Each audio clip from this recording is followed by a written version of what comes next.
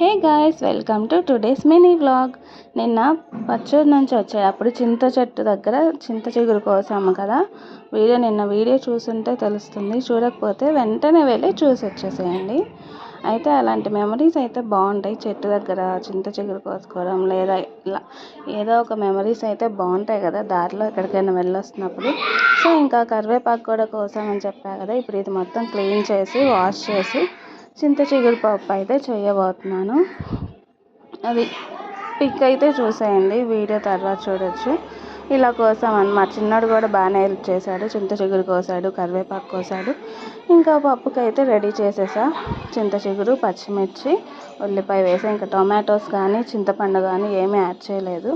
ఉత్తి చింత చిగురుతోనే టేస్ట్ ఎలా ఉంటుందో చూద్దామని చెప్పి ఓన్లీ ఇదొక్కటే యాడ్ చేశాను. ఇంకా రెడీ అయిపోయింది. వేడి వేడి అన్నంలో వేడి వేడి పప్పు వేసుకొని తింటుంటే నెయ్యి వేసుకొని ఆహా ఎంత కమ్మగా ఉంటుందో కదా. వీడియో నచ్చితే సబ్స్క్రైబ్. Thanks for